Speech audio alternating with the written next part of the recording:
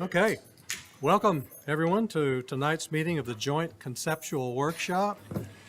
We'll start off with the call to order, and then by roll call, Commissioner Allen's not here yet, Commissioner Franks, Commissioner Harrison, I see you're present. Commissioner Lindsay's present, Commissioner McLemore present, Commissioner Orr is present, Alderman Peterson not yet, and Commissioner Williamson, okay, and Alderman Berger, okay, and Alderman Potts, present. And Alderman Baggett, present. Alderman Barnhill, Blanton, Hanson, and Mayor Moore, present. Okay, we'll watch for those coming in. We've got a full agenda, so we want to stay on track tonight. Accommodations have been made to ensure that the public is able to view the meeting.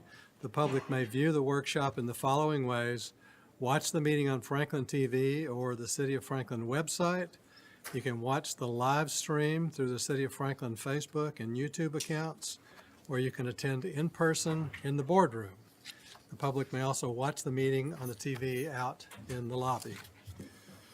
So our first item number 1 tonight, is discussion of a development plan proposing a mixed-use building with approximately 3,362 square feet of commercial space and 178 multifamily units on 2.68 acres located at 101 Cool Springs Boulevard. So this project is referred to as the 101 Cool Springs Boulevard PUD. So staff presentation? Yes, mine will be relatively short. The applicant has updated the proposed plans to address BOMA and FMPC's concerns regarding the height and massing that were vocalized last joint conceptual that this came through. This also addresses recommendations of Envision Franklin. There are still concerns with traffic, and for that, I'll pass it over to Jimmy Wiseman to address those. Thank you. Prior to this coming to you this evening, we have approved the Haven of 297 multifamily units and the Optima with 348 multifamily units and 14,000 square feet of office and a 150 key hotel and some other retail uses. So we're still underway with the traffic study review. We have identified a failure at multiple intersections, which is anything worse than a level of service D, which is 55 seconds to clear the intersection and get through it. So at this time, no mitigation improvements have been proposed or identified. We're still working through that, and we'll continue to work through that before we bring it to you. But just wanted to bring that to your attention. Some of these intersections will reach failure regardless based on background traffic and background growth. But these additional units will increase that traffic, and there's an argument to be made that a more mixed-use approach instead of heavy residential use may be more appropriate in this area. Thank you. Thank you. Is that it? Okay, applicant, Greg. Hi, my name is Greg Gamble, and I'm representing the Reckler development team tonight in this proposal for 101 Cool Springs Boulevard. We've presented to you a previous building and plan, and a couple of things to reflect.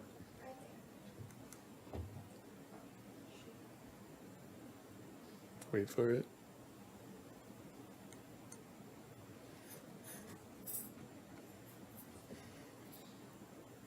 wonder if there's an on-off.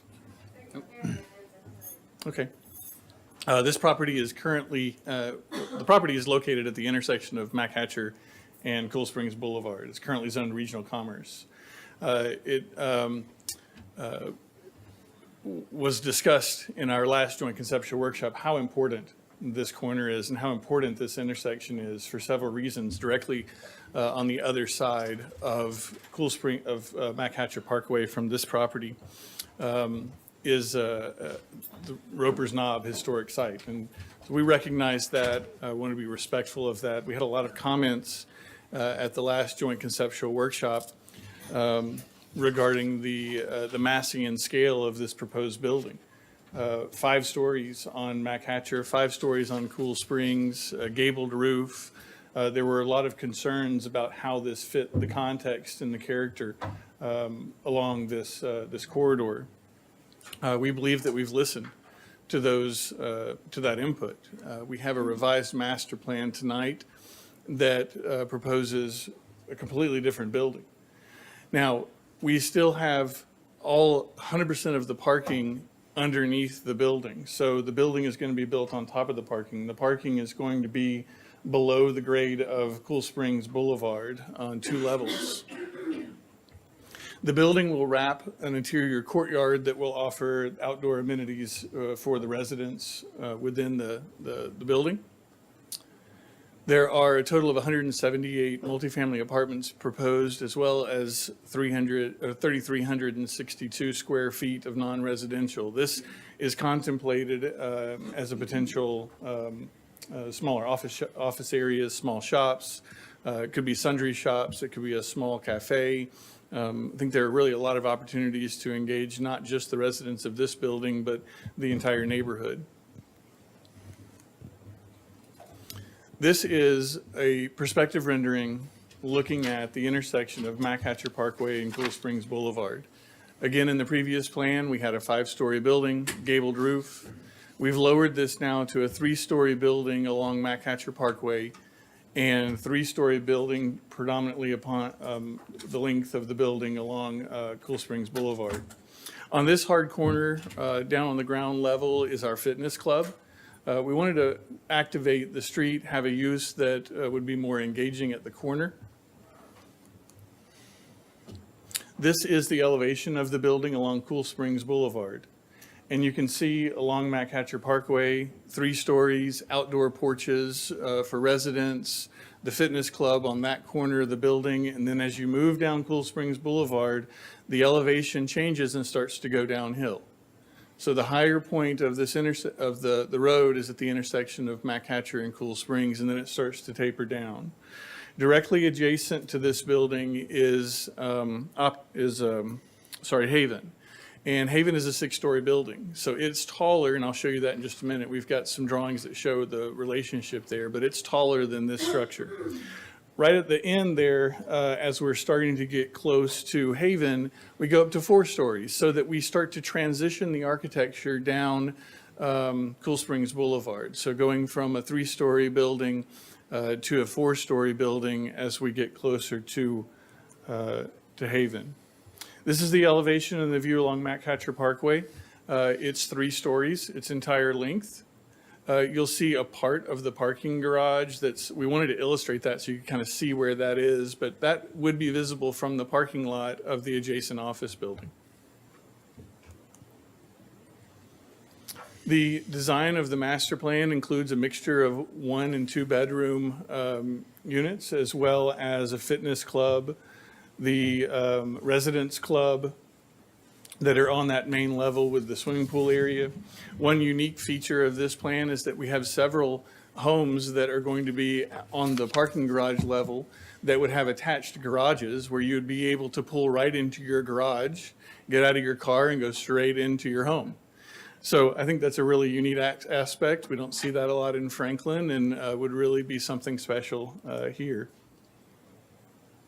On the ground floor, facing the Aspen Grove Medical, is where we are intending to have kind of a sundry shop, retail, It could be some small office space. It could include maybe a coffee, cafe, wine bar, really to give not just residents here an amenity, commercial amenity here within this area, but also those residents of Haven. This shows the actual elevations of Haven, which sits lower in elevation along Cool Springs Boulevard, and the 101 Cool Springs building. And you can see that even with the fourth floor added, we are lower in elevation, but now you can start to understand and see that contemplated transition of architecture from Mac Hatcher down Cool Springs.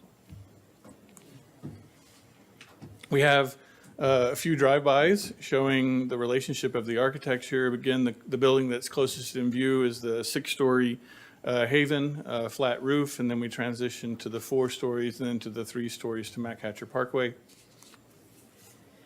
The proximity of that 3rd floor elevation with the flat roof, with the gable removed, is about 229 feet to the top of Roper's Knob.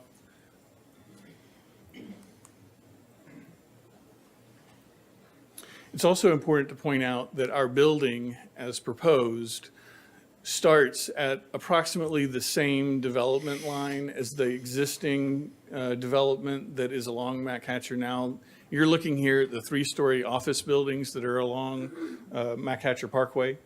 And we felt like that line right there was a kind of almost a sacred line not to go past as we're looking at the distance between Mac Hatcher Parkway and new development. So we want to be respectful of that. Each of these 3-story office buildings are 90,000 square feet, 3 stories.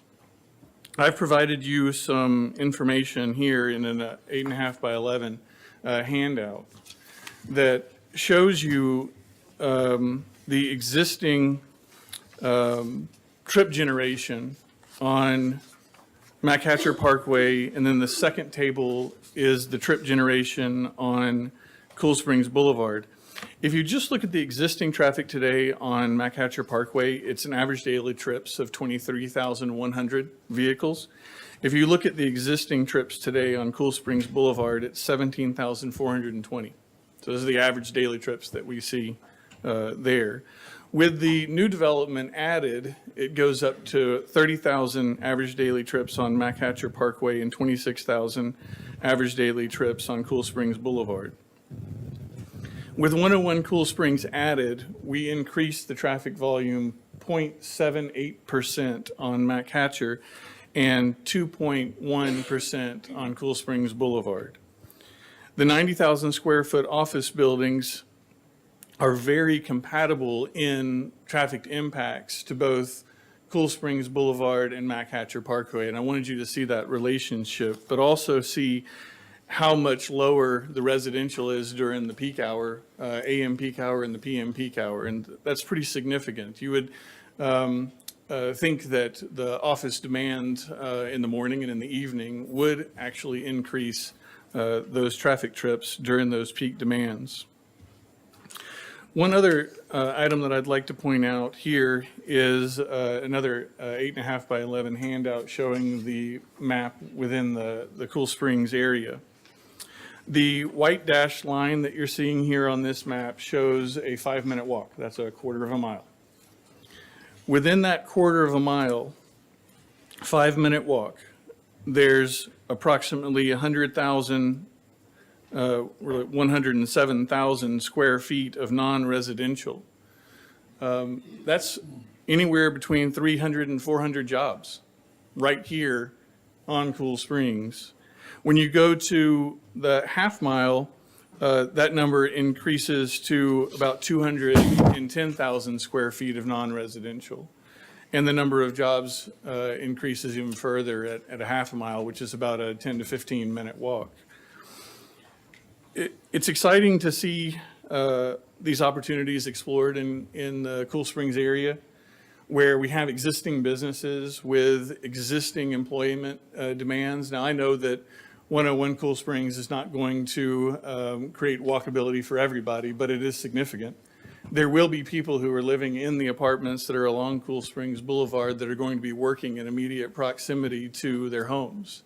and what a unique opportunity to be able to build on that and to capitalize on that opportunity.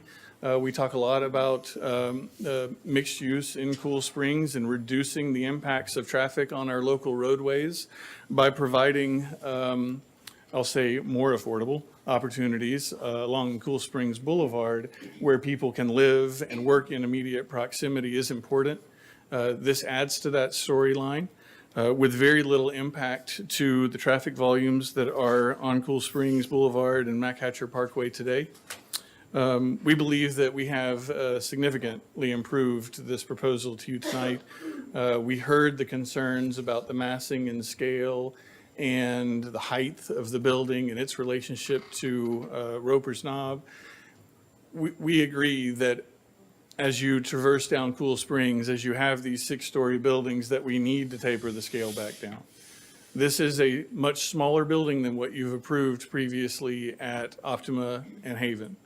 This is much more boutique. This is not 350 apartments. This is 178 with some mixed-use components incorporated into the building.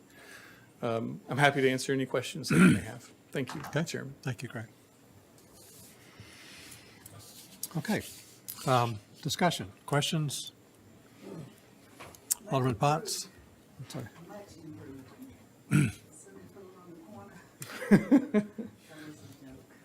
Yeah. Alderman Potts? Thank you, Mr. Chair. I was just going to ask a question on slide 11. If we could go to slide 11 on the screen. This is the elevation, and I appreciate showing that we'll call this the eastern side of the building at 76 feet, or no, excuse me, 761 feet. Is that right? That's correct. That's how I'm reading it? Okay. And then adjacent building is 765. If you are on the west side of that building, that's the 3-story aspect, do you know what the height difference is between the top of the 3rd story against the adjacent building? I'm assuming 12-foot floor to floor at 36 feet. I don't want to make assumptions. I don't That's what I either, was asking. Meredith. Meredith is our architect. Do you want to come up to the podium? Okay, great. This is, it's 3. Right, so. Goes. Yeah, so it's about 11 feet floor to floor, and the parapet is about 3 feet tall. So it drops Yes. to 750 then on that side? Yeah, or 748 or 748? so. Right, yeah. Okay. All right, thank you. Other questions, comments? Mayor? I think it is better. Still a difficult place to build. One of the things that caught my attention was the number of residential units that you mentioned within 1.5 mile. And as I try to think back what's within 1.5 mile, there's some businesses, but there's no opportunity for food or anything like that. And the 3,362 non-residential space that you have, I'd love to see that much larger to create a more walkable thing. Because right now, the way it's designed, everybody has to get in their car to do anything still. I mean, they may walk to work, and that's great, but everything else, they've got to get in their car. So I'd love to see a little more commercial space. Okay, we'll explore that. Sure. A little bit doesn't mean 100 square feet either. But a sundry shop, yeah, food opportunities is important. Alderman Berger? I know what you're saying, Mr. Mayor, but I will probably disagree because I don't think this is a place that can sustain commercial. I just don't think it's a location. There's nothing walkable about this area. I don't think there ever will be. It's not down in the heart of Cool Springs, it's on the edge, and I think that with it's sitting on the corner of a 4-lane, 5-lane, 6-lane, whatever we have out there by now with turn lanes on Matt Catcher. At the corner, I just don't see this as, from a marketing standpoint, everything I know in my background tells me this would be, if I had a client, I'd have to advise them against the commercial here. I would say, no, absolutely not to put commercial here. This is not sustainable. We have commercial places and restaurants closing every day. And I don't think that this is a spot that's conducive for people going down the road and stopping and saying, oh, we'll go in and shop here or whatever. It's a very busy intersection. You have cars just streaming in and out of there. It's not something that pulls you into the site. I don't care how great the architect is. I think it doesn't lend itself in this spot to have a market for commercial, retail, restaurants, especially retail. And I still don't like standalone apartment buildings. I think we have enough of them. I know we've got some commercial at the bottom, but to me, I believe all the rest of the rental units should be in a mixed use and not these standalone buildings anymore. We have so many of them. But Cool Springs and Matt Catcher are extremely busy. We just talked about the traffic load there. So I do like the design is a lot better. It's really much better than it was, and it's been improved greatly. I just have a lot of issues. Thank you. Yeah, sure. My apologies for being late. I think the location works for an apartment complex. I think it's compatible with what's already been approved. I think the design and the massing works. I think it respects the land contours of the land. I think the right commercial could be a spot for it. I don't know if it's going to it might be like a restaurant type of concept where I don't know if it's going to satisfy the quick stop or you need to go to the grocery store. It's kind of hard to get around that. But the connectivity, I'm just looking at the site plan, the slide that's up there now. I'm assuming, is all of that going to be walkable in between the various different approved concepts right now? It's required to be. Because I think we approved commercial in the Optio as well, and so if it's all walkable, then you kind of have a much more of a jointed development. The general store at Serenbe, for those of you who went, is about 3,000 square feet and offers beverages and quick sandwiches, and we would love to have that kind of general store. I think that there's a lot more to vet out to really make that a promising business there, but as these apartments and as the residential kind of moves in, it creates more viability. Yeah. For the connectivity, is there going to be walkable, not just the sidewalk on Cool Springs Boulevard, but it's going to be walkable within really the whole larger development? Is that fair? Including the Aspen Grove Greenway Trail that will be alongside the creek that connects all the way up to Aspen Grove. Okay. I'm And generally connects back over to Iron Horse all the way across to Hillsborough, yeah. okay. I would support this. I think it's a good project. Other comments? Yeah. Alderman? Thank you. I've said this a lot, or every time it's come up. I think I'm hoping that Envision Franklin is addressing this area. I think the zoning's somewhere along the line. Whoever thought 6 stories up and down Cool Springs was a good idea. Yeah, I know this isn't 6 stories. This is 3. Thank you. So it is better. We do, thank So you. it is better. I think there should have been more thought put into the zoning and the Envision Franklin concepts for this area. Maybe a little more respect for the Roper's Knob view shed. There's no provision for breaking up the buildings. It appears at the design of the others in the area, like we see in other apartment complexes we'll be reviewing tonight, which I think when you break up the massing of the buildings in some of these more sensitive areas with view sheds, it helps soften the appearance quite a bit. I know the first iteration did have it broken up, but the swimming pool was not, whatever.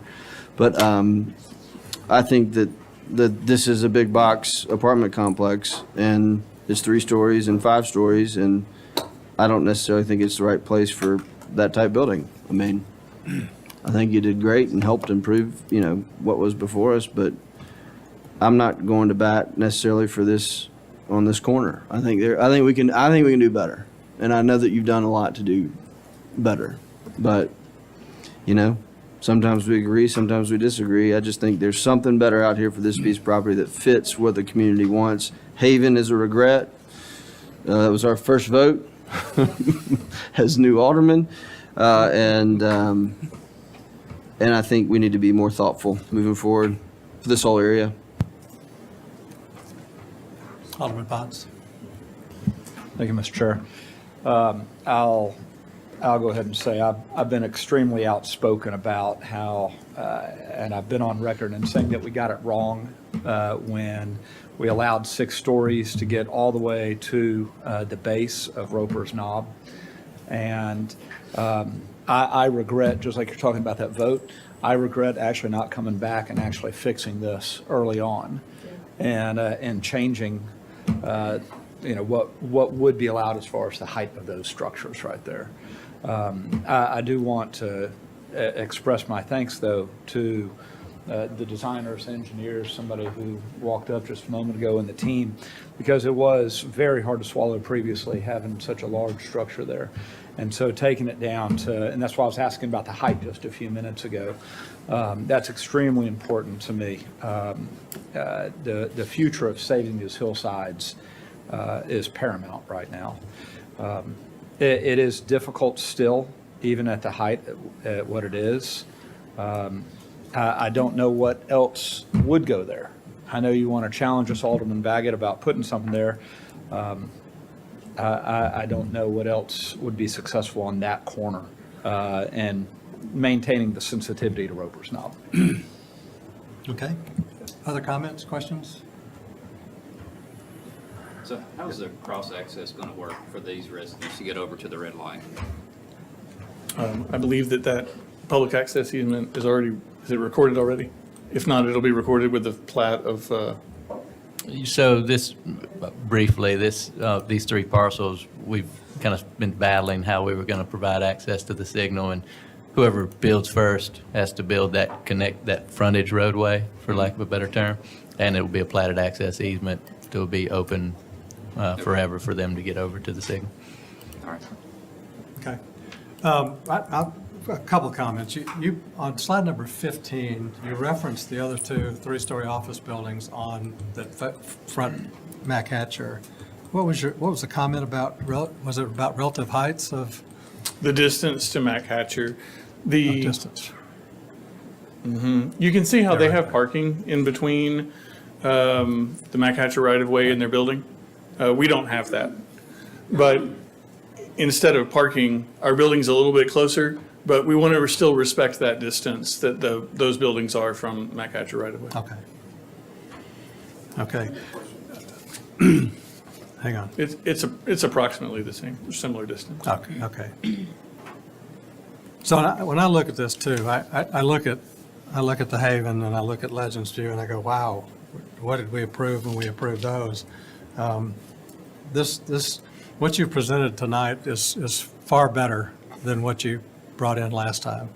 The whole height and massing and those kinds of issues. It's a tidier, better looking facility. It doesn't look truncated. You don't have a corner missing because you wanted a swimming pool there. It's a significantly better development. But when you step back and look, we've had a lot of large vacant parcels along Cool Springs Boulevard for a number of years, a good number of years. And now we're going to fill them all up with large apartment complexes. And that makes me cringe. It's concerning to me, I guess. I think maybe when we talked about the Haven, Jimmy, we were talking about the Haven causing intersections to fail all the way back at Mallory, and now we're going to drop another. That was the Optima. Was it the Optima? We looked at that. Okay. And so we continue to stress almost every intersection on Cool Springs, all the way back to the interstate and beyond. And another apartment complex doesn't help that. And so I know that it may be that what ultimately becomes a real deciding factor about this whole development is relative to the impact on traffic. Because, I mean, obviously, some significant portion of the population of Franklin comes through this intersection to get to the interstate to go to work, including me, every morning. So I think we just, on one hand, we all talk about our concern for yet more large apartment complexes, but the impact of the parking, I think, is not the parking, the traffic and the failure of intersections remains a concern. So, Previously, there was about 160,000 square foot office building that was proposed and approved in the site plan level on this. This is significantly less traffic impacts than the previous approved office building. okay. And I would point out that residential creates a lot less traffic than retail does. If you were to turn around and try to put this on the back that said rethink this and come up with something new, you're looking at retail. And that's going to create a lot more traffic than a residential will, because residential is only going to be AM peak, PM peak. It's not going to be consistent all day long as a Right. residential piece would be, a commercial piece would be. And I think from that perspective, it's important to look at what the traffic studies show, because it's easy to say, oh, it's a big apartment complex, the traffic is going to be horrendous. Well, no, the traffic studies don't bear that out, so that's a great point, Commissioner Harrison. Jimmy, did you have? Yes, sir. Thank you, Greg. Did a great job on that. Is there a chance that any of them could be deed restricted affordable to purchase? I can ask, we haven't discussed that. Yeah, I think that'd go a long way. We have such a need for affordable housing in the city and the ability to deed restrict them. And I think the mayor, we've asked that before, so other applicants, and they've agreed to do that. We had, Iron Horse was a civic institution a long time, and, it would never get changed, and then all of a sudden it got changed, and you see what we got there. And there's no services out there as well. But I think that a hybrid here would go a long ways to put a certain percentage of for sale units there that would be, full-time residents. But maybe consider that. Thank you. Yeah, we haven't discussed that, but. Okay. What is the current envision Franklin recommendation for this particular site? Is it residential, commercial, multifamily, mixed use, just a variety of things? It's regional commerce. Okay. Yeah, and it's actually based on RC6, but currently, it kind of encompasses a lot under regional commerce. We've had a Mr. few Williamson? plans to come to us before us in the last few years, so as what Patrick was saying, we can do better, but what is that better gonna be? How are we gonna answer that? If, there are recommendations, and then when they bring them before us, and I can support this plan. Okay, Commissioner Williamson? Yeah, and I'd just say, just a comment for things on corners in general. For that corner, I would highly suggest attention to really good-looking landscaping.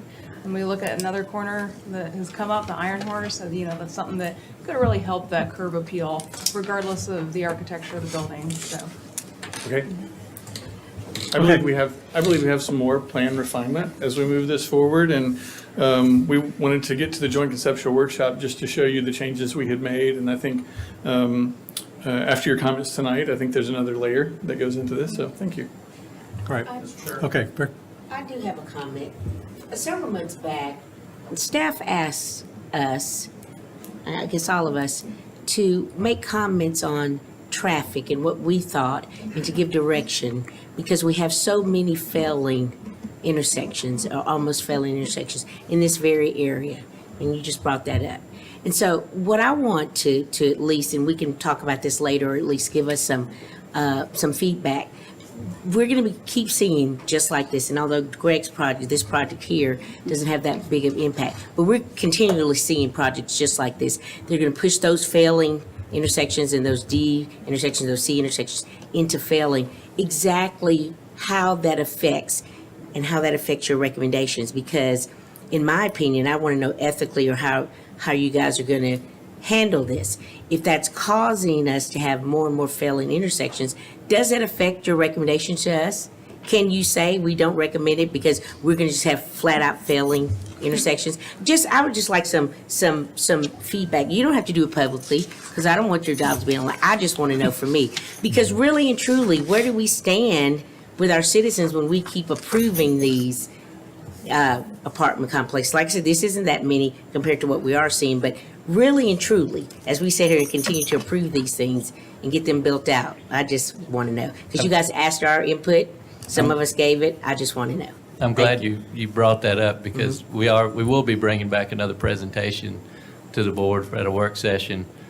Perhaps we'll obviously bring it back to the planning commission as well to ask exactly that question of you all, and what a recommendation should look like, whether it's in the Cool Springs corridor or other places in the city. So we will continue to bring to you failed intersections as we see them in the traffic study. And then as far as a recommendation, that does weigh into what we bring to you. So we want to hear the feedback on the traffic. It's very important. We are going to see failure in some of these intersections, whether this project or another project is approved or not. It's just how much more failure are we willing to live with is really the question. Okay, because Okay. one thing, we're just real quick, because one other thing, because we keep saying AM and PM, but with people working from home, there's another 2 PM, when some people who work from home go out, it's like we have almost a continuous peak hour, so that's something maybe to look at too. I'm done. All right. To add to that, we have seen with the kind of change in the workplace environment, the AM peak has gotten a lot better. And PM is still, people are still going home at the same time, but we tend to see people maybe dropping their kids off at school where they weren't before, or running errands where they weren't before, and Yeah. working from home early in the morning. But PM seems to be still our worst case scenario. Okay, thank you. Okay, Mr. thank Chair, you, can Craig. we ask the applicant, Very- on very slide quickly. 15, would you please include, on this supplemental material you gave us, it includes the Legends view, but on slide 15, to the east side of the Haven, it doesn't show the Legends view. If y'all could include the Legends view on the Okay, other yeah, visuals, that would be good. that makes sense. Okay. Thank you so much. Thank you, Mr. Gamble.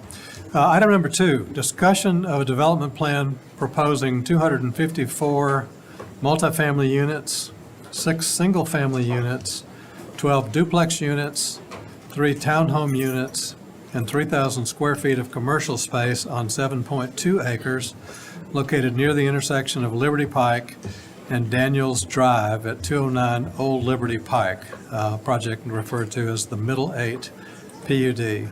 So we're going to start off with staff presentation, but I want us all to be cognizant of the time because we're going to run short before we get everything covered tonight if we don't be expeditious. So, Yes. staff? Thank you. I will try to be quick. I'd like to give a brief summary of where this project has gone to date. The Middle Lake Development Plan has gone to Historic Zoning Commission and received a favorable recommendation for their development plan. They have also taken an Envision Franklin Plan Amendment to Planning Commission and received approval of a special consideration for their project. So now they're in the development plan stage.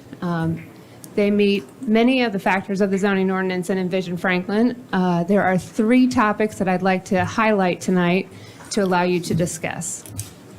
The first is the height. The language of Envision Franklin is up here on the screen. Essentially, the board and planning commission may consider additional height when underground parking is provided. It is on this project.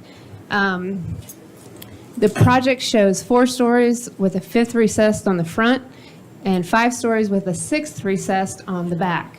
The front was shown at historic zoning, so that discussion of the similarity to Jameson Station along Liberty Pike was discussed. It was not discussed on the back because the back of the building is not in the historic zoning district. Staff has yet to have those numbers of comparison in feet and height.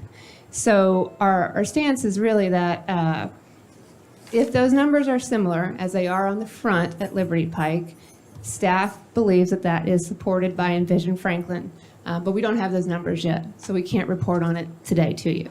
But we would like you to discuss that. Neighborhoods have voiced concerns about the height and the scale of the project. That was discussed at the neighborhood meeting and also at BOMA on Tuesday with some citizen comments. The next topic we'd like you to think through is the parking. The applicant is asking for an MOS for parking reduction for the multifamily unit count, the parking count. And they're also asking for some shared parking with the restaurant and the multifamily. Some things that we've tried to work through with the applicant. We've been working with them for a while now on their shared parking study, so we've gone back and forth. But some things that still haven't been really solidified is, for one, how is the restaurant parking provided on the site if it's just a parking garage? If they're going to share parking, how do the patrons of just the restaurant get inside the parking garage? And another is the reduction in the multifamily units appropriate number. They're asking for 417 spaces when our zoning ordinance today requires 555. So that's a reduction of 138 spaces. They've used some of the national numbers from the ITE parking manual, but what we haven't got yet is some really core data on what's in Franklin today. What do our existing apartments utilize for parking, and are they overparked? So we've asked that the applicant provide that before staff makes a recommendation on the parking. We'd also like you to discuss that as well. Lastly, I'd like to bring up Liberty Pike.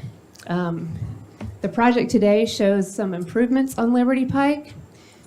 Staff has asked that those be removed if they do not intend to build that with their project. If they do decide to build it with their project, we ask that they build it to what city standards and what fire and life safety would ask them to do.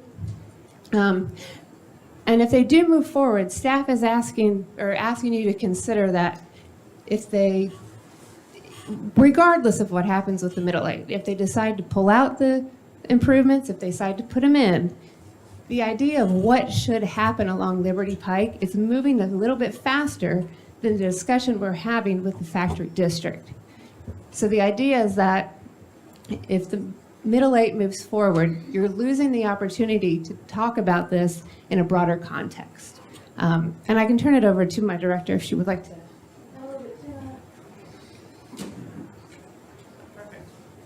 I think Amy said it pretty well.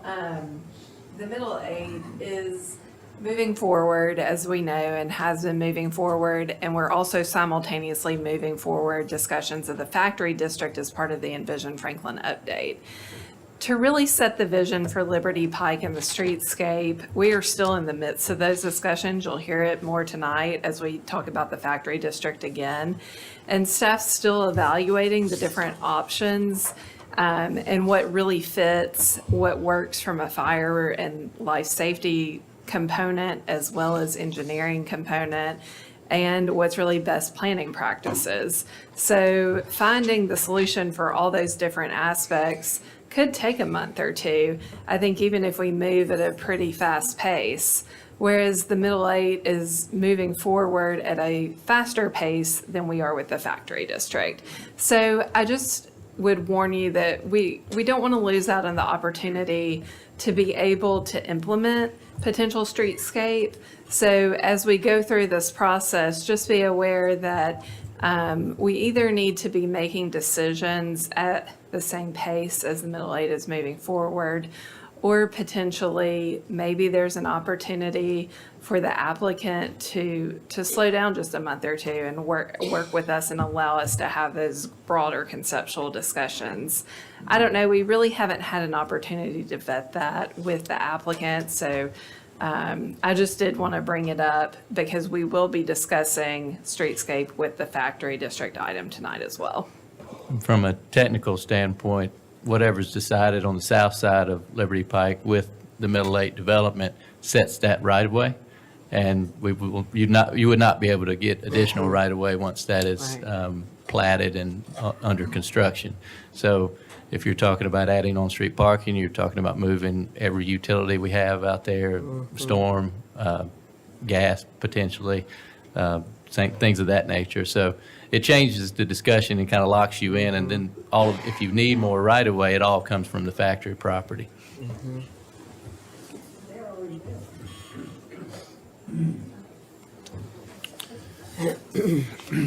Okay. Is it easier to sit with her though?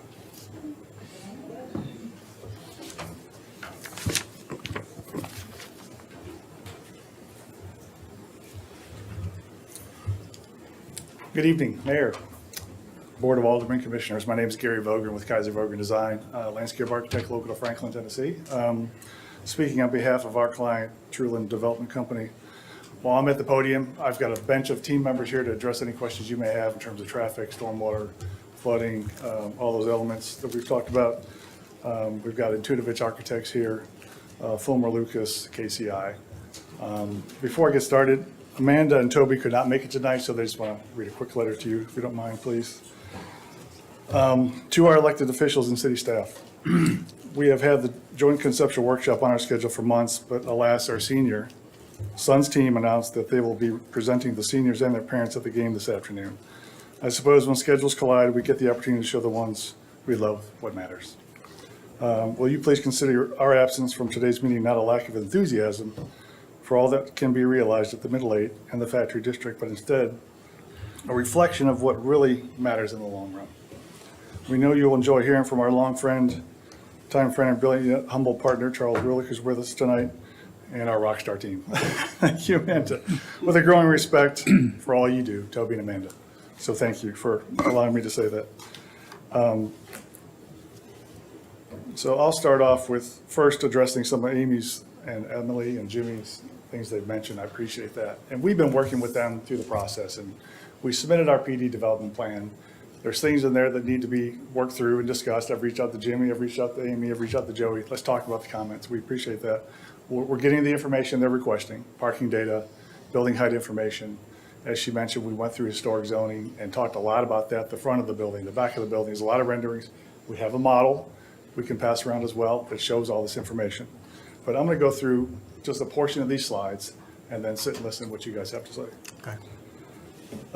So the Middle Eight is one of those easy projects, and I'm on slide 1, and then we'll go to 10. It's one of those easy projects we can talk about because that's all the elements of an outstanding team design and effort that has gone into the planning of this project. It is exemplified by the images and plans within this presentation that's in your packet. Well, I'm not going to go through every slide. As I mentioned, there's a lot of information that you can study later on, but there's some great things in there. But I wish to hit the highlights. You all are familiar with the project. We've been going through the process with you and the staff for almost a year. Historic Zoning Commission and our aldermen have put a great vision put forth for the future Factory District. The vision came from our leadership and is tied to the Factory District. The Middle Eight is playing its part in this role. And that also goes into Liberty Pike, that we are committed to do something along Liberty Pike, and the client is willing to pay for some of those elements. Overall, it's been a collaborative effort, as Amy and Emily have mentioned, through historic zoning, planning, engineering, and transportation. KVD and our design team has always approached design over density and density for preservation. On the plan, trying to slide through.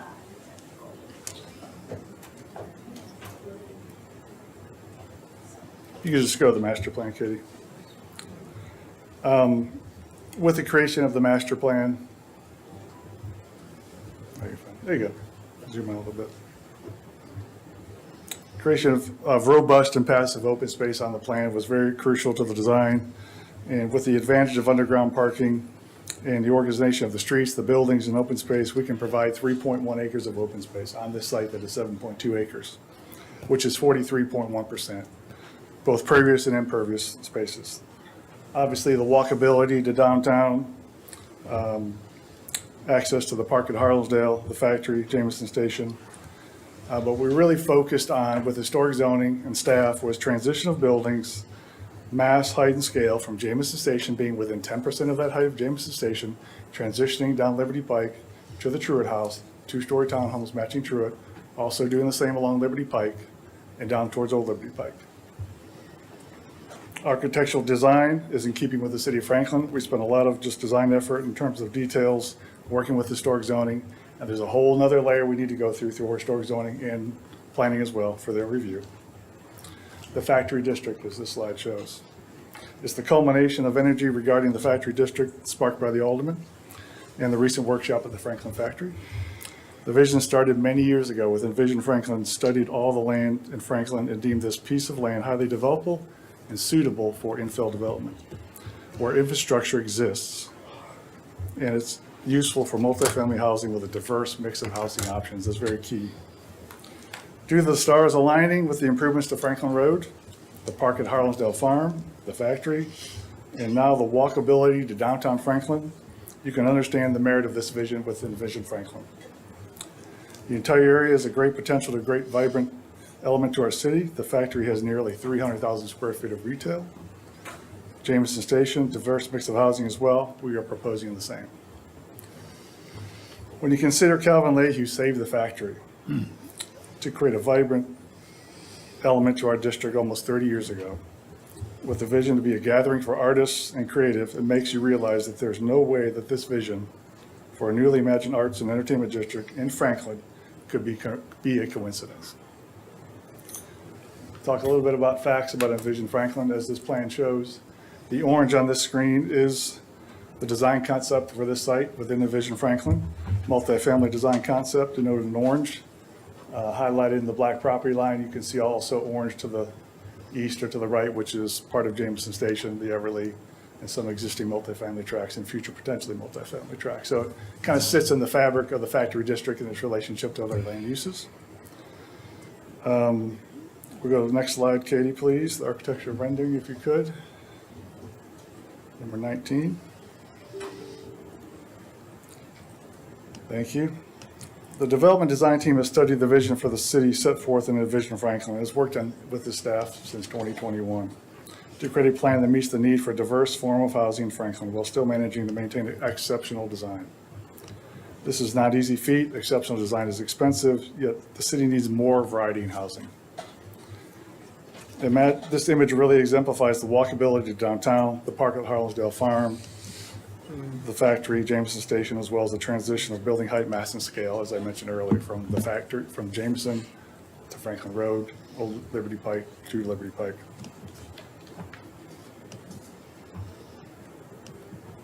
Next slide, Katie, community benefits. So I want to talk a little bit about facts about what this project is trying to accomplish. First of all, we are not proposing affordable housing. The Middle Eight will be the top of the market product in Franklin. What we are discussing is the chance with smaller homes being offered to be able to offer those who are willing to live small as an option at the Middle Eight. This housing option really does not exist in walkable downtown Franklin. Only 1% of the existing housing stock in Williamson County are studio units. Let me be clear, smaller units means lower price point based on square footage, but they will still be exceptionally designed. This land is presented as an unbelievable opportunity for exceptional design, single-family homes, duplexes, townhomes, and multifamily units walkable to downtown Franklin in this district. Facts about the comparison to Harpeth Square, which is a half a mile down the street, a 10-minute walk to the site, 160 multifamily units, 115-room hotel, 4-story garage, and 4.66 acres, with only 3.1% open space. It is basically dominated by building mass and scale. Minimal open space. There's 6,000 square feet of open space. Our project is double the size, 7.2 acres, 38.19 DUA, dwelling units per acre, 275 units, but 33.1% open space. 3.1 acres of open space over the 7.2 acre site. 43.1% is open space. And that's combined with a robust mix of passive open space, community open space, neighborhood courtyards, plazas, rooftop terraces, gardens, and informal open spaces. When you consider that the market in Franklin has a huge appetite at the very top and a great need at the bottom, then it becomes obvious that the developers could make less homes and less dense project and still have a very successful project. The outcome would be that the middle eight would become very, very top and the only line project. And the end result, the goal of Envision Franklin and the mission of the developers is to offer a diverse form of housing in this area. That will be lost.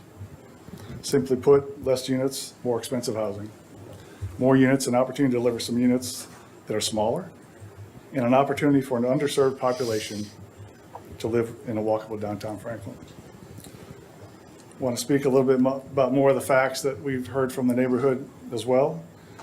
As I mentioned, we've got a design team with us that's looked at infrastructure engineering, and as with all developments, there's concerns about construction, and we're sensitive to these concerns. We brought our bench of experts to speak to the concerns of our neighbors about stormwater, flooding, traffic, construction. We all know and have worked in the city of Franklin and know the stringent standards that you hold and everyone to, and rightfully so.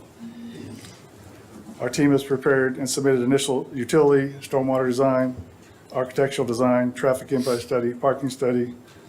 One other thing that was discussed was there's a lot of open space, but it's all paved. Well, that's not the case. Landscape surface ratio minimum in the city of Franklin, being everything pervious, is 20%. We are at 30%, 2.16 acres of permeable surfaces. So we are 30% LSR, landscape surface ratio, minimum is 10% higher. As I mentioned, the open space compared to most projects is 5 or 15% of the multifamily project.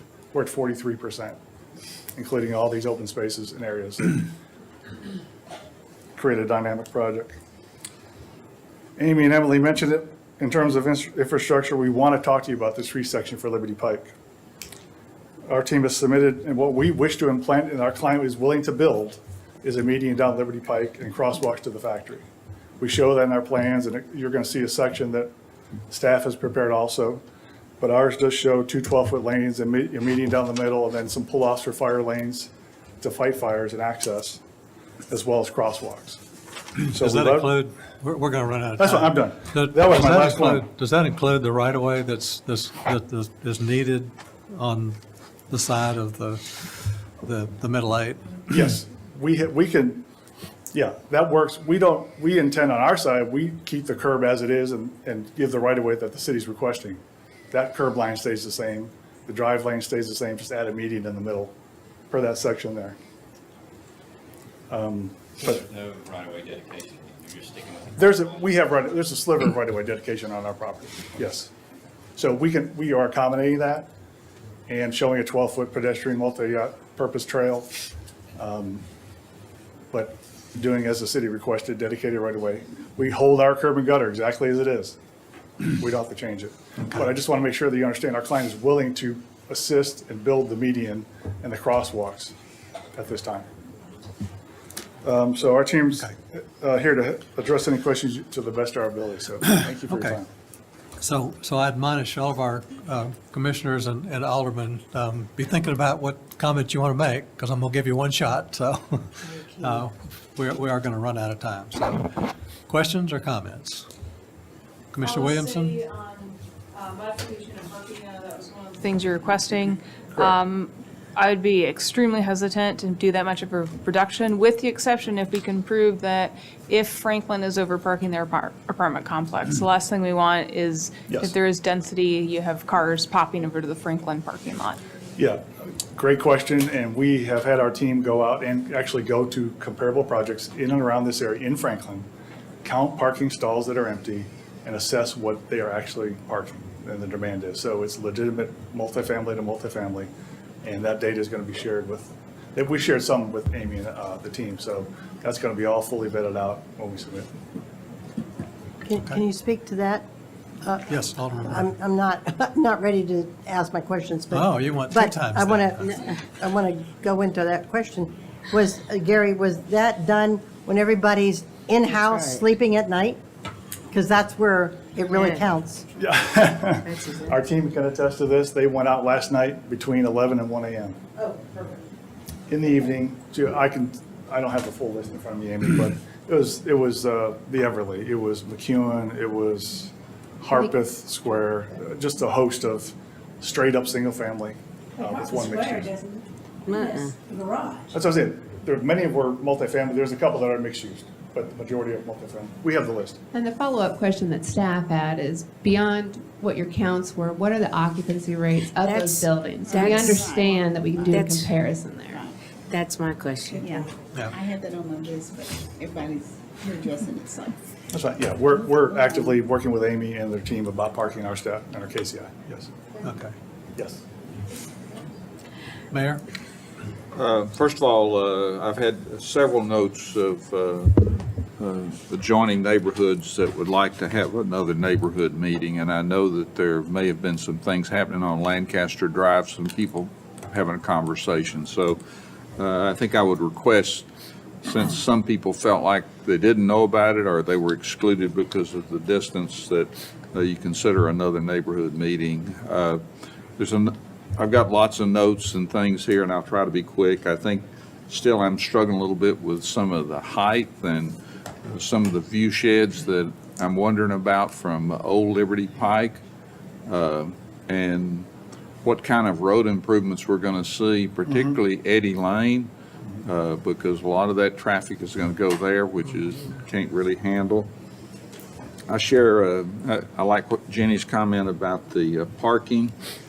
And I have some concerns about Liberty Pike that I just don't know if that's possible.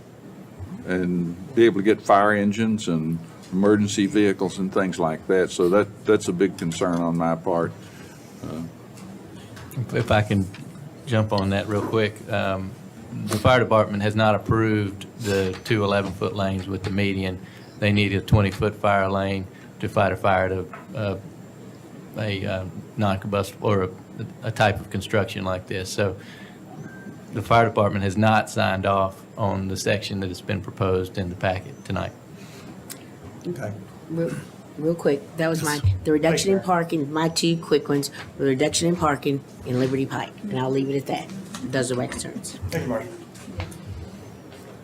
Yeah, I'd like to learn more about the restaurant shared parking. It was mentioned at the beginning. I think that just further complicates the parking if it's trying to be shared outside of the logistics of in and out of the parking garage. But if they're sharing parking, I'd like to understand how that would impact the lack of parking spaces or the Yeah, reduction. from what staff saw, that, you look at the peak hours of when a multifamily is in use and when the restaurant would be in use. Staff can agree that there's a certain different peak times that you could utilize some of the multifamily spaces for that restaurant use. Our questions are really access. If you're going to use spaces in a parking garage, how does the restaurant patron get there easily and understanding that? Is it typically a parking garage is gated, so is it going to be gated? All those questions that we have that we'd like the applicant to answer. So a portion of the parking garage will be gated, but there will be open parking that the public can use. Is that for parking for restaurants at the factory? Or is No, there just parking within for the restaurant on within the site. complex? Okay, It's 3,000, we're proposing 3,000 square feet. okay. Other questions? Alderman Baggett. Well, McEwen Northside, you can only park in a parking garage and get to go to a restaurant. So I think Yeah. it's doable.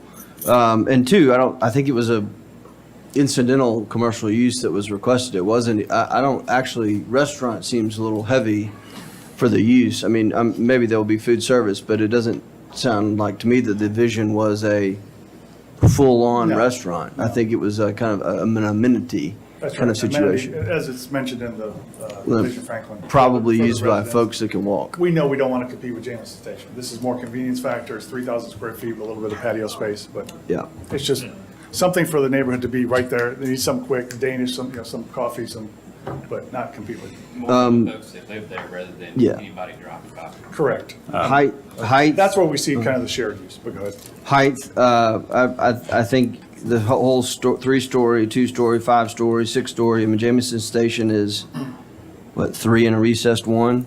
In the front, and then But 4 plus 1 in the back. But you all belabored this, in the other meetings about the height and Yeah. use of stories versus feet, and I think that was all done well in the planning commission, and historic zoning from the back, and I think it's appropriate from the Liberty Pike side. I think it's interesting to see some of these views from the back. You have a couple of views that show from the back of that pocket park, which I think are interesting. And I think it would be good to see some more perspectives from the back from that pocket park.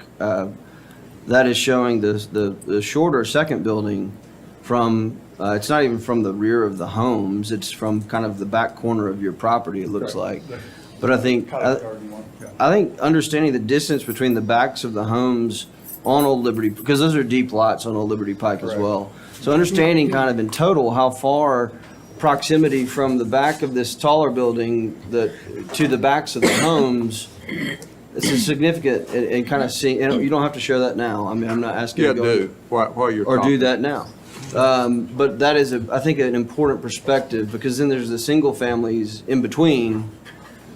There has been a lot of comments related that this one building is going to be overshadowed, going to be hovering over the Old Liberty Pike. And I think it's important for me to see the perspective, and I think for the public to also see from the rear of the home on the Old Liberty Pike to this building.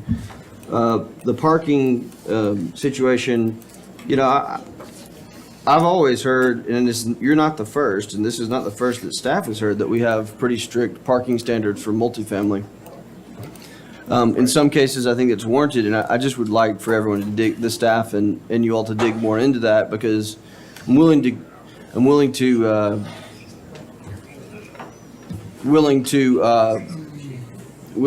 admit that there probably is, in this area, I just think it needs to be more closely analyzed. Sorry, I lost my train of thought there. But yes, I would be willing to give some, but 138 versus 50 given, I don't know. I mean, so it sounds like you all are doing that analysis. Move forward. There is a way to improve Liberty Pike's pedestrian friendliness. It be fire safe, and it be an attractive situation. I mean, there is a way. So I don't want this to get into the spiral of various departments throwing out all of the grenades and then us end up where we are right now. We're going to talk about this in a minute. We end up with a sterile street like we have in the factory district.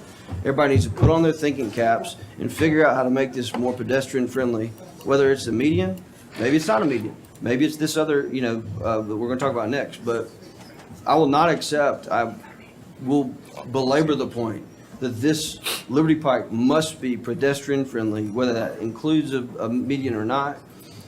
I will not accept, and there's a lot more votes than just mine, but I will not accept this to be the sterile situation that it is now in the factory district. We will be disserving our citizens, and they expect that area to be much more pedestrian friendly than it is now.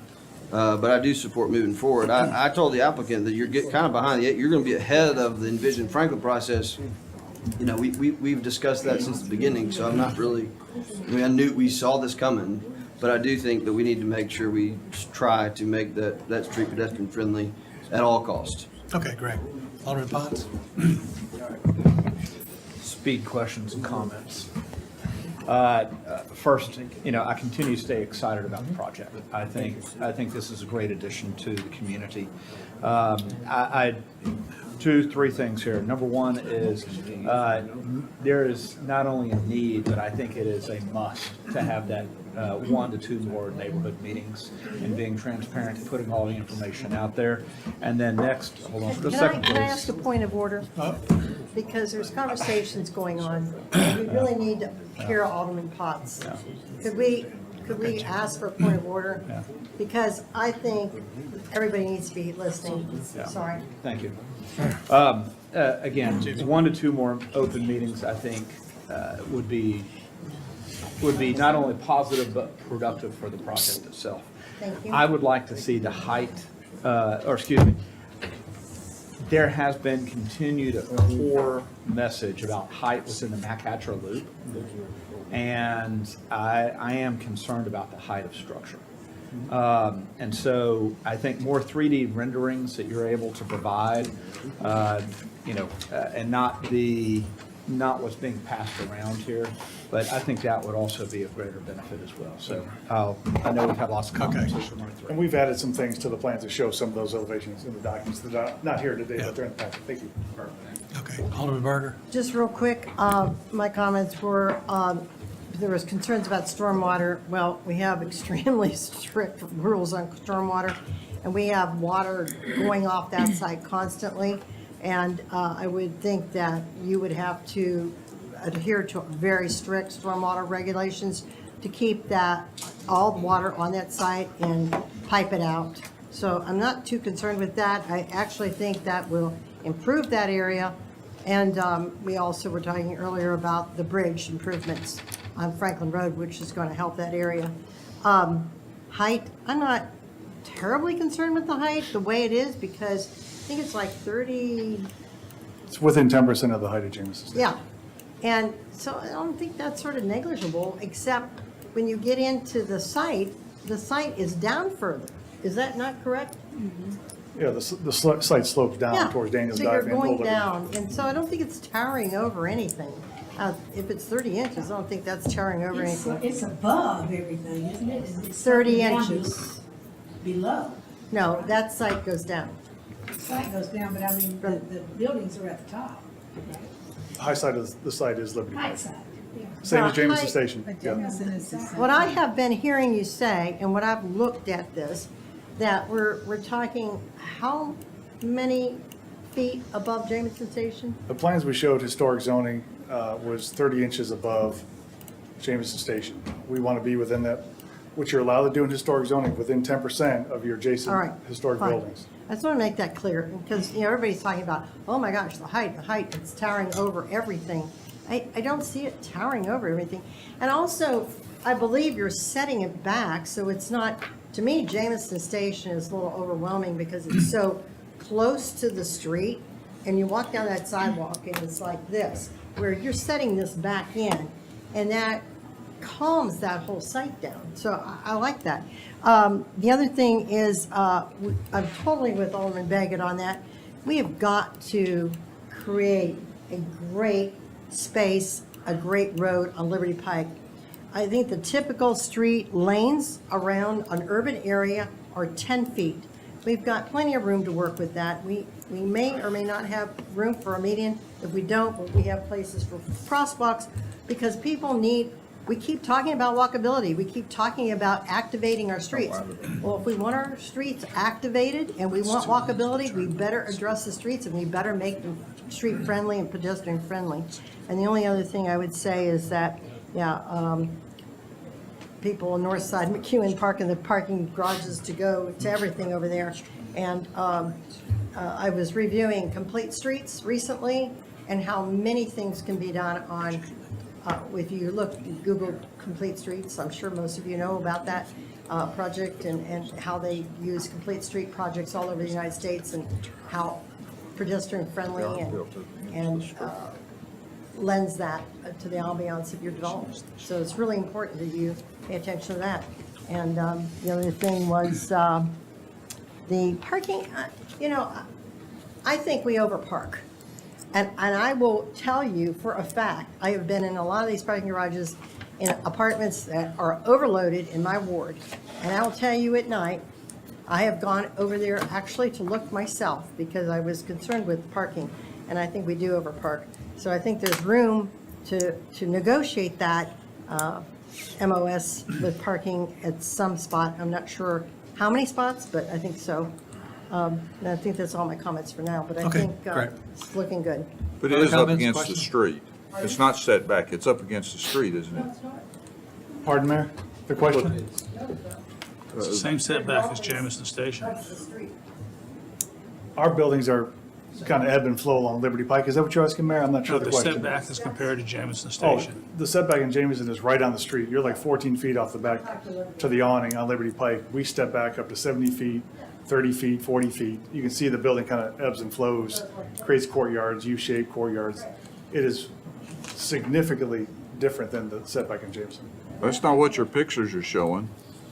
Or maybe I'm misinterpreting your pictures. If you look at the plan, it kind of shows. There's also Bob, there's a 12-foot, I guess 12-foot multipurpose paved Yes, sir. path on this plan? Bigger than the lane, the Yes. traffic lane The now? multipurpose would be the same width as a drive lane. All right, so there we go. I mean, Come back as much as 7 feet with these indentations. We're only Okay. 40 feet from the curve. Other comments, questions? I've got several, yes. Alderman? We're talking about the impervious surface here, and it sounded like you were saying that there was like several acres of pervious surface, and where is that though? Whenever I'm looking at the picture, it looks like most everything is paved some way. I don't mean for a road, but I mean, it's got, it's whenever you're looking at in between the buildings and everything, you see just a great deal of, I'm going to say bricks, but that's not what it is. But anyway, I'm seeing very, very little that, it's not, that would be just land, that pervious land that the water could soak into. And there is a real problem there already, because whenever we were some other places, in fact, I think when we were talking about the factory district or something, I had some people tell me that live down below this, toward the Daniels Drive and Old Liberty and everything, that they just had water pouring through their property whenever it rains, period, right now. And that would be with all this, this right here, it's just being woods and ground and everything. And so I think that is a really big concern for those people. And a lot of them are in the floodplain. This is not in the floodplain, but the people down the slope from them are in the floodplain. And as I say, have some great concerns about that. And I know that we have stormwater rules and no question about that. But you said something about roof terraces or something like that. Would that wouldn't be any place where water can soak in. I mean, there were just several things kind of said like that. And I really, really am concerned about the water and those things.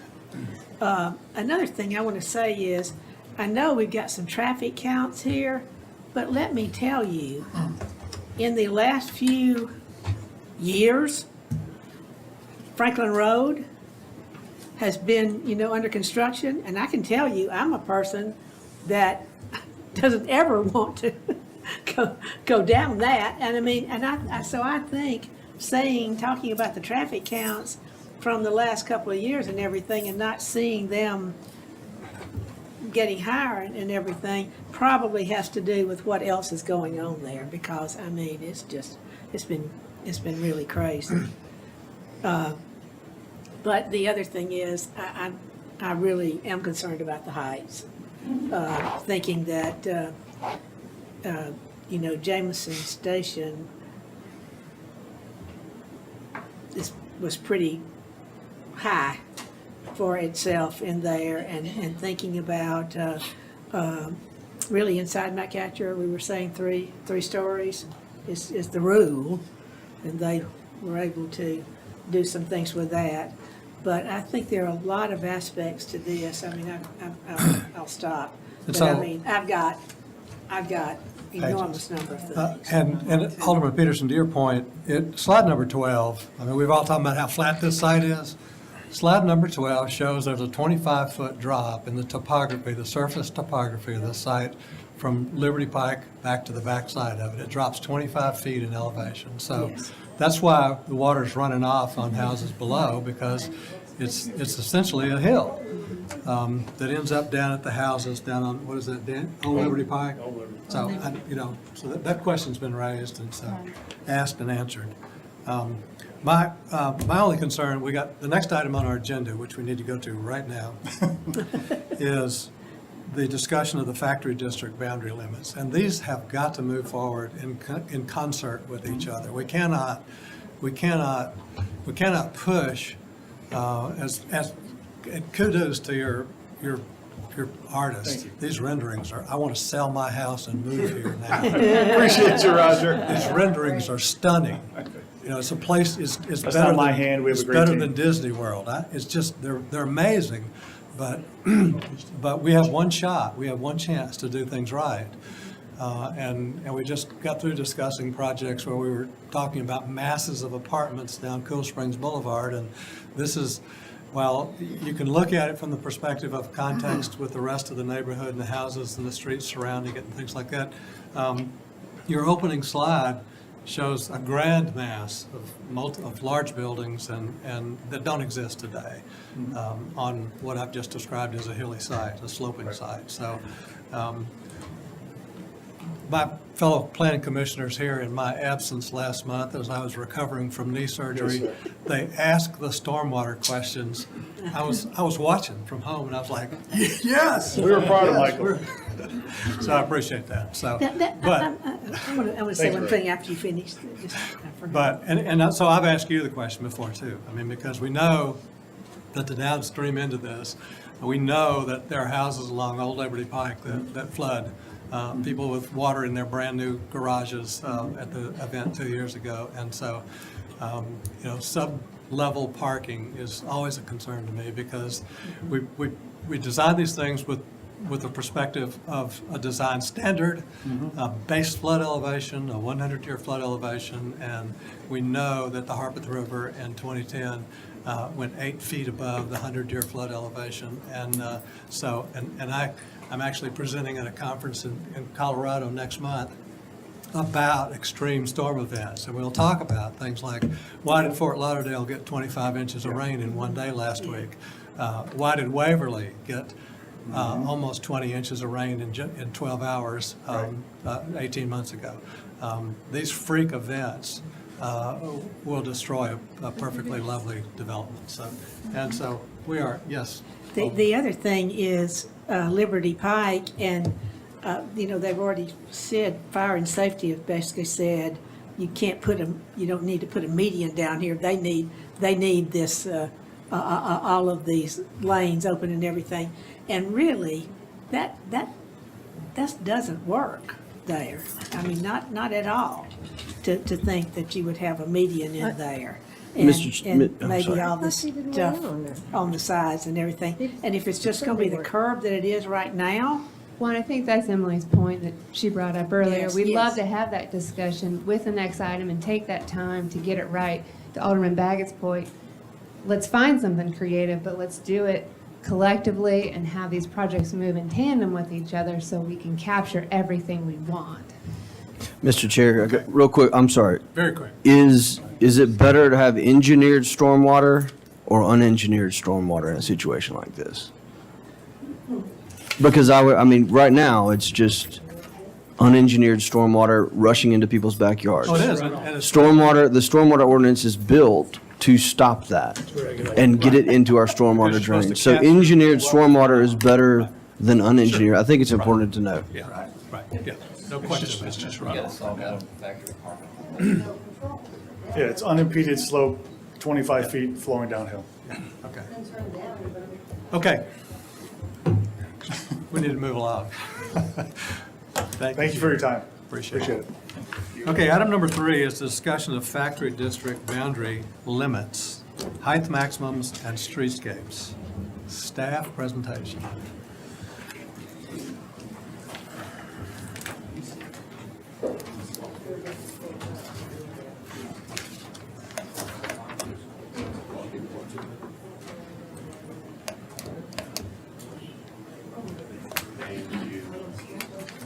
Thank you, Mr. Chair. Obviously, this conversation will take longer than 6 minutes, so we're going to steal some time from the next item.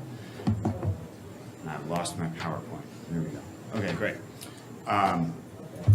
So the first topic that we want to discuss with you all tonight is the boundary of the conceptual factory district. So at the factory district public meeting, we did have a boundary activity in which we asked residents where they believed the boundaries for the factory district should be. We have categorized this data.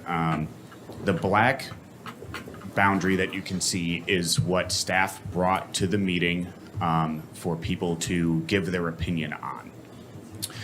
We received 8 comments from people saying that we should add the quote-unquote hill property, which is one of the topics of conversation tonight. 7 said extend south to Old Liberty. 7 said that the proposed is good. We had 5 comments saying don't add Miles Manor. 4 extending east to the storage facility. 3 expanding southeast to the area south of Liberty Pike, east of Daniels. And 2 comments saying stop the district at Franklin Road. So you'll see colors on your maps, the black being the staff proposed line, the green being comments that we received were all positive in adding that area, yellow being a mixture of add and some saying don't add, and then the red, very small red area being all comments saying do not or remove this area. On the next slide, you'll see this same map with these same colors laid over the Envision Franklin design concepts. So you can see that most of the area expanding east towards the storage facility is all the multifamily residential design concept. To the north being conservation subdivision, south historic residential and single-family residential, and then a very small portion of the conceptualized area along, I'm sorry, I lost my train of thought, along Eddy Lane being the industrial flex design concept as well as multifamily residential. On the next slide, you'll see the same map again, but with the zoning districts, just for your interest. You can see, again, most of the area surrounding the factory district being some sort of residential planned district for the historic Everly, and then on the far side of that, neighborhood commercial. So, like I said, there's a couple topics of conversation that staff is looking for some feedback on. The first being the neighborhood commercial properties that are on the west side of Franklin Road. Staff is currently proposing to remove these from the conceptualized boundary. So if we could take the time to discuss these specific properties right now before we move on to the next, that would be great. Why? Sorry. Oh. Unless we want to move on to looking at the Hill property, which in itself is another conversation. No, why do you want them removed? I'm sorry. I'm great. sorry. Okay, yeah, no, I was Sorry, well, no. we don't have to, that's fine. Yeah, Staff sees Franklin Road as just a natural boundary for the district. These being on the opposite side of everything being one, as well as these properties, if we look back onto the map, are very small in comparison to, say, the ones along Harpeth Industrial Court. So if these properties do redevelop, which is something that we would likely, end up probably seeing if they're included in the factory district as a redevelopment to something else, staff sees neighborhood commercial as just an appropriate design concept and future land use for those properties specifically. We don't see much added benefit to including them in the factory district. And could I ask, did you say that not Miles Manor and the other things? I'm sorry? Not Miles Manor and. Correct, Mills yeah, Road. so there were 5 comments saying do not add Miles Manor. That is sort of coupled in with this is there was a lot of feedback of not encroaching into those single-family neighborhoods. Yes. And so staff is more than welcome to remove those 2 parcels. Eric, I would just add that another rationale kind of, I think, that led to the staff recommendation for this not to be included is that as you're looking at the factory district, you're thinking about taller heights and you're thinking about mixture of uses inclusive of multifamily residential. And so as we transition over to the other side of Franklin Road, it seems that the existing neighborhood commercial zoning and more of the permitted heights that already exist serve as a nice transition away and are more complementary to the single family and the park that exist over there now. So that's additionally some of the rationale, but we'd love to hear your feedback. If you would like that included, we'll certainly make those changes. Well, after Franklin Road is finished, you know, it's really encroached on the front of those buildings that exist there. I'd take it out. Thank you. I think that's what some of them said. Thank you. Agreed. Commissioner Orr. Yeah, I would definitely take out the hill property. The worst thing we could do is build something tall on top of Yes. one of those hills. I It agree. reminds me of the Royal Oak Apartments that we can see from Yes. Birmingham. And then take out the residential on Old Liberty Pike there. There's no reason to have that in that district either. Those should stay Agreed. single-family residential for sure. We need more of that. On the neighborhood commercial piece that we're discussing, I understand why we wouldn't want some of those negative multifamily, you know, in neighborhood commercials more ideal. But if it is in the factory district and you had a special consideration where that could also, honestly, I mean, in neighborhood commercial, you couldn't put, what if someone wanted to put townhomes there? Or if they want to develop townhomes over there, that actually would probably be an improvement. The setbacks on that property are such that neighborhood commercial is going to be tough to do. And by the way, Miles Manor is not like any more commercial going over there. That's right. So if you could leave it in and add a special consideration that would be ideal. It's just not really well positioned for commercial, just to be honest. There's no, I mean, so think about maybe including it, but maybe in the residential form. I know that would be I don't know, talk to the property owners. It sounds like it would be a downzoning, but quite frankly, it might actually allow them to do something, but whereas neighborhood commercial won't. That's right. May I respond to that real quick? I don't believe we have heard from the property owners on this, and I also wanted to point out that these NC parcels are in the historic zoning overlay, so they would have to get approval for demolition through the historic zoning commission. So I did want to point that out. So have the stakeholders been notified you're thinking about downzoning their property? I believe we did notify them because they were in that conceptual district. Yeah, mailers were sent to them. Yeah, no I agree with- downzoning's proposed. No, we haven't proposed that. I agree with Commissioner Orr that the hill property creates a real problem. I would not include it. Probably there's not much you could build on a lot of it anyway. I thought we were still talking about this, but if you look at our hillside protection overlay, do you have that up? I don't know if you have that in slides. The hillside protection overlay plus the 500-foot boundary would really not allow anything to be built on here. It really would be behind the hill. I looked at it before the meeting, and the hillside HPO, is that what it's, HHO? It really does take up a majority, and with the 150 foot setback on this street, you're not going to be able to, I mean, it's not developable. So I think leaving it in, though, does allow creativity in the back, which the similar property owner that owns buildings on the back of Harpeth Industrial on both sides, I think there's an opportunity. I really think it's kind of short-sighted to leave it out. If the reason you don't want it in is because you don't want the hill developed, you don't need to, that's not a concern. There's opportunity behind this hill to connect because of common property owners almost all the way to the factory. And there is great planning that could be done here, and it's not visible from Franklin Road at all because of the hill. So just my point. Mr. Chair, if I may. Certainly. There is a special consideration for conservation subdivision for this hill property specifically, as well as Morningside Drive, that specifically states that any development on this property must be behind the hill to maintain a rural viewshed. However, staff has also informed us that any development that occurs on this property will not get access to Franklin Road and must be accessed from Morningside Drive, which will require improvements to Morningside Drive because it is not currently up to city standards.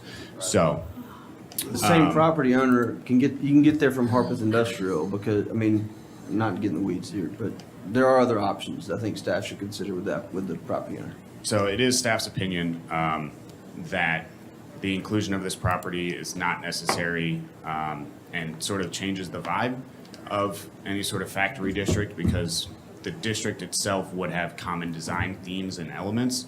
And once you start stretching this far north and along Franklin Road, it is a different feel than further south towards the factory. I agree. I agree. I agree. Okay. And the next portion we are referring to as beyond the railroad tracks. Again, the train tracks is a good natural boundary for the district in the eyes of staff. There were a handful of comments specifically about the self-storage area on the eastern side of the current existing multifamily and utilizing the factory district as a tool for potential redevelopment of that site. However, staff just does believe that, again, skipping over the design changes that may or may not be necessary to include the multifamily into the vibe of any sort of factory district sort of puts any sort of redevelopment of the self-storage on an island separated from the others unless the multifamily were to change designs. Staff just feels that the railroad tracks is a good natural barrier. You cross the railroad tracks, enter into the factory district, and continue on to Franklin Road. But staff would like some input on this as well. That is Yeah, there's a lot to that. it's a great natural boundary. I Yeah, agree with I that. agree with that. I agree. So just to clarify staff's opinions and our recommendations to you all, is to not add the Hill property, to remove the neighborhood commercial parcels from the district, those that we spoke originally on the west side of Franklin Road, and therefore stop the boundary at the railroad tracks and Franklin Road, and do not expand any further south from what staff proposed with that black line. Yes. Can I ask a question, Mr. Chairman? Yes. Can you answer this for me? I noticed you mentioned self-storage over there off of Liberty and those parcels to the north, looking at the map, and you had up a minute ago, you have several old apartments. And there's quite a bit of land through there, 5-6 acres. And they're reaching their age limit typically. They're really close to being condemned to the point that if they don't do something with them. So my question is, if they were to scrape them, can they go back with a new set of same amount of units, apartments? Is that going to be scrutinized to the extent that it's historic area? Or do they have the by right to rebuild new apartments back? If I believe I'm looking at the area that you're describing, the design concept, the future land use for those parcels is multifamily residential. They currently have a PD zoning district, so they would have, I believe those entitlements would roll over if they redeveloped for the number of units, so. So I don't want to see the property owner lose their value there or lose their right there to, with the ability to go back with obtainable housing. This would not have any impact on that, especially if it were not included in the factory district. It would just remain exactly as. That's what I was wondering, did it need to be included or not? No. Okay. Thank you.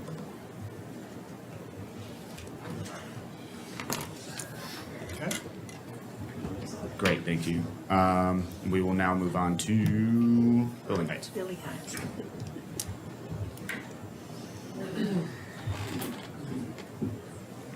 All right, thank you, Mr. Chairman. I'm gonna go through a few slides and then we'll stop and discuss height before we move on to streetscape. So when we had the community meeting back in February, we had a board with several buildings of varying heights. And this is graphically representing the dot exercise that we did. As you can see, we have kind of the 1 to 4 story and the 2 to 4 story variation. Those are kind of the outliers, and then the 5, 6, and 7, those are kind of outliers. So where we got all the votes was between 3 stories and 4 the recessed fifth. You know, that's where kind of the mean, median, and mode all lies. So I just wanted to point that out and keep that in mind as we move forward. We also asked about architecture, and we had a lot of images about architecture. These were the top 5. So industrial, traditional style. We didn't ask about scale in this instance, but you can kind of pick up that folks kind of generally like the lower scale. But with number 5, there's also room for like kind of a unique architecture, a unique project to come into the district. In terms of our staff proposal, I've laid out a couple options where we, typically in Envision Franklin and the design concepts, we have like a number for building height maximum, whether it's, 2 stories, 3 stories, 6 stories, 12 stories. So that is, typically how height is addressed in the plan. And we could do that here in the factory district. We could have 3 stories with a recessed 4th, 4 stories with a recessed 5th. We could pick a number and make that the standard for the entire district. I think it's staff's opinion to do something a little more contextual. So if you see in D, the maximum height should be comparable to the tallest buildings within the factory district design concept in order to ensure new buildings remain within scale. The building height of any new structures along Franklin Road should not exceed 2 stories. So along Franklin Road, lower scale. Maximum height for properties along Harpeth Industrial Court should be 3 stories, which will serve as a transition to the rural character extending north of the factory district along Franklin Road. And I would like to point out, right now, in the zoning ordinance, the building height max for parcels on Harpeth Industrial Court is only 2 stories. So this would be an additional height allowance for Harpeth Industrial Court. The 2-story max probably does limit the redevelopment potential to some degree. With multifamily being potentially a primary use of the factory district, by bumping up Harpeth Industrial to 3 stories, that probably increases the likelihood of down the road maybe some multifamily being proposed on Harpeth Industrial Court. If that building height remains only a max of 2, then that will limit it. That also takes us into proposed factory district land uses. Primary uses being arts and entertainment, we'll have to define that. That would be a new use. Local commercial, light industrial, and multifamily residential, these would all be primary uses in the factory district. Secondary uses, hotel, that's new. Right now, hotel's not a permitted use, it's not supported by Envision Franklin in this area. Live-work units, multiplexes, duplexes, townhouses, single-family, professional office, rec and institutional, could be secondary uses. So I'll stop there and open it up for discussion on height and uses. Okay.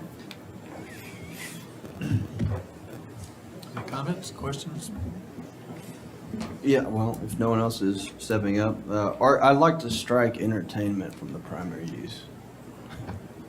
I mean, or at least find another word. Entertainment just to me sounds like we might get some woohoo folks. I think I said folks, woohoo folks, because we're all equal in the woohoo in Nashville. But I really want to make sure the community knows that's not what this is going to be. That this is an arts district. And so if we figure out a different term maybe than entertainment, because it does kind of evoke something a little bit more than I think what the community is asking for. Height, that's what the main question. 48 people in the study, or the responses were 4 stories or more, up to 7 stories. So I just think, 42 people were 3, 14 people were 3rd with the 4th. So 62 people were okay with the 4th story. 62 people out of the 104. I think that needs to be really acknowledged, because that's the public input that was received, and however it's displayed, and this is one way to do it, and you got a big, tall one that's 3, but when you do the math, there's a lot of people that voted for more than just flat 3 stories, so that, just keep that in mind. May I make a suggestion for entertainment? I would call it arts and culture. Okay. Yeah. That's as open-ended as entertainment is. It is. I think I'd like to see a definition of what we're trying to accomplish and then name it later. Culture, yeah, but I'm just saying. Let's define it and then name it, but, I mean, what do you I know, but Patrick brought that up. there? I mean, Isn't entertainment already in the factory? Of course. We have the theater. Theater is going to be Yeah, we there. don't That would be wanna- arts, We don't want right? to outlaw. That would be arts. We can be specific of what the definition of entertainment, list the actual things that. I know, we're fall looking, in that. we're looking at the district. But entertainment is, Too wide open. It could be a little. I've heard a lot of negative public Yeah, yeah. response From from the entertainment. And so I just think yes, let's start with the definition. entertainment. I'm just is saying- culture. It's not adult entertainment, it's just No, but entertainment. it's so open-ended, and this board sat up here before and we went through that, and I don't want to go through that again, because people like to throw out names, and they like to throw at things, and they like to drive a narrative that we had no intention to drive. But people will take a hold of it and drive those narratives. So I agree with Patrick. So, culture is entertainment, culture is art, culture is our Studio One, or Studio 10, is it? And it's entertainment too. And, yeah, it's entertainment, but it's culture. I have no problem with So, that word. I'm just, But art, entertainment and arts, I think there's a lot, the arts has an artistic component, right? There's an artistic component to the entertainment. Entertainment by itself could be a concert venue. But I don't want a concert venue in the factory district. I don't want a massive concert venue, not that it could even be built. But arts does not preclude some forms of entertainment, but entertainment encompasses much more than arts, if that makes sense. Do we have concerts now? Don't we? We have concerts now. Yes, we do. So we're gonna take that away? Sure, I'll just chime in real fast. Very fast. On slide 10, when we're looking at the stories, I appreciate what Alderman Baggett's saying and trying to combine 4, 5, 6, and 7 there. But as we look at it, I think it should be paired up or matched up with what we agree to regarding some of the other structures there in the area. And so 3 and recessed, 4 and recessed at a max as far as my input goes. What slide did you say? So say that Slide again. number 10. Say what you were saying. 3 with Three. recessed, and for me, a max of 4 recessed. We're looking for a Inside that limit though, right? With the 5th recess? So 3 and a recessed 4th is the limit? And a So 4 it'd with be a recessed 3, 5. 3 and would be 4 and recess would be the max. So whatever you put it at, that that's is what the you're gonna most. get. Yep. That is the most. For recess. We need to make it a height. I think we need to establish a height, because we've just gone through this with them about what's the story. So height, some sort of height indication would have alleviated quite a bit of back and forth on this last situation. So maybe it's a height instead of, Height sounds better to me. So then. Just make sure, if you're gonna go with height, make sure you give the public the example of, here's what the height is. Bill, Main Street was converted to height years ago. Main Street was converted to height instead of storage years ago. Main Street was, what did you say? Main Street was Main converted Street to is, height? they built is determined on height, not on stories. Says, We did that several years ago. staff, can I ask you a question? So tell me, for staff, what is easiest for you? A height or a story or what? How do you tell builders when you're doing this? We have moved to height in terms of To height, stories. okay. Stories. All right. So like Envision Franklin, height maximums and stories, zoning ordinance, height maximums and stories. All right, so do it that way. height maximum is listed as. Height maximum. Number of stories. You can say stories, but with a height maximum. Shall not exceed. No, but he's saying the height maximum is stated as number of stories. I will say in the previous zoning ordinance, in a previous zoning ordinance, we did define by the actual number of feet. It was constantly a, discussion, it felt like, of, well, I want to do, a foot above that. What's the difference at that point? And so we had a lot of discussions about the maximum, but as staff, we were like, well, a foot's really negligible in the whole scheme of things. So we couldn't approve it, but there were a lot of discussions about where does that exact height need to be? And when you start having discussions with applicants over a foot, you really just, it just feels excessive. But we can do that. We can go to a foot, but we prefer stories because it generally gives the public and applicants a better idea of what the vision truly is. Exactly. Because they Can't see a difference. And we don't have nearly as many debates over a couple feet. Right, right, I agree.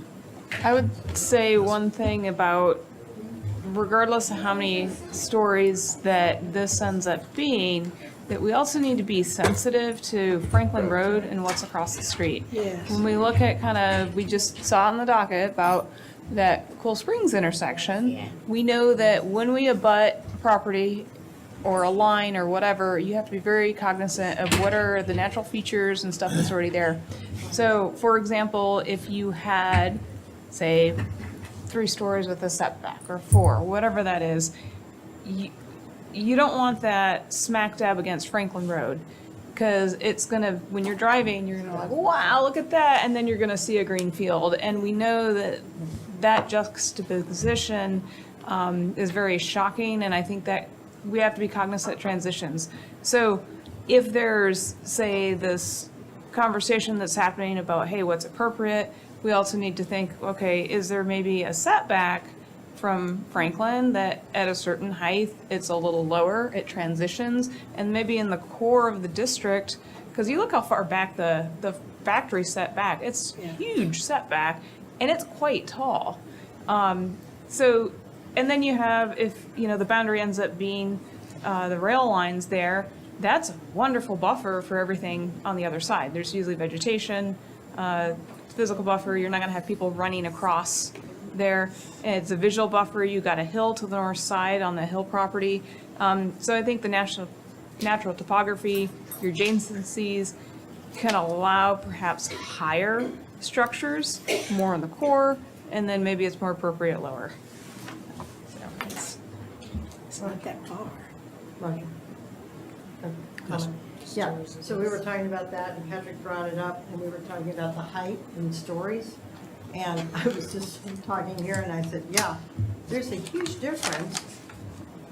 I feel better with height, because if you're talking retail, you're talking residential, or talking office, I mean, you can have 16, foot ceiling for 1 story, or you can have another one that's a higher story.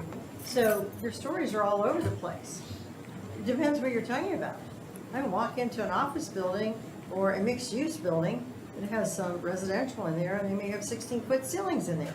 So, I don't see how that works. I think you have to do height. So option D doesn't necessarily specify that stories or height unless it's along Franklin Road or Harpeth Industrial. So I think there is some room for compatibility and to be contextual with buildings that are there and that will be there in the future. So I think that allows some interpretation. I vote option D.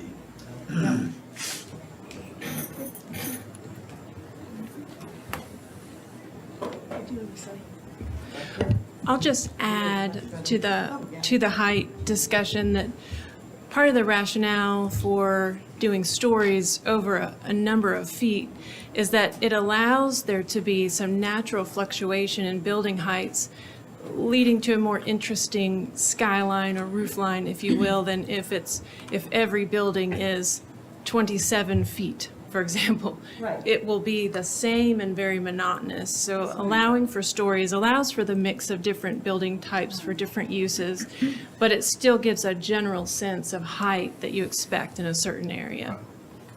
Height would be a maximum. Good.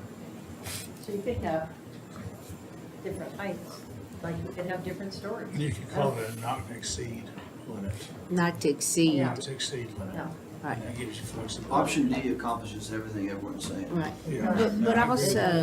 But I also want to be cognizant of staff not having to wrangle with, can we be 1 foot more? Can we be da-da? So we've got to make sure that our staff we can set down any guideline we want to, but if it's causing our staff extra headache and heartache, we have done nothing but shoot ourselves in the foot.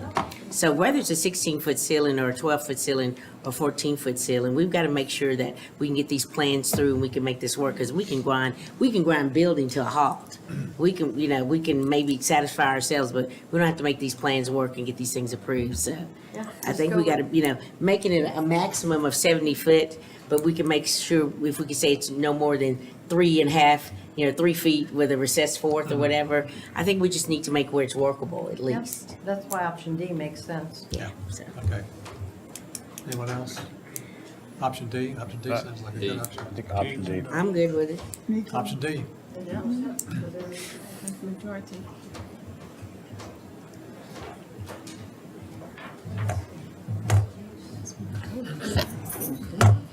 We can jump to the, yeah. If staff is so inclined, if you want to ponder amongst yourselves whether you want to redefine entertainment, feel free to do that. So Lord help us. let's proceed on. As an engineer, I'll sit out that conversation. if that's okay.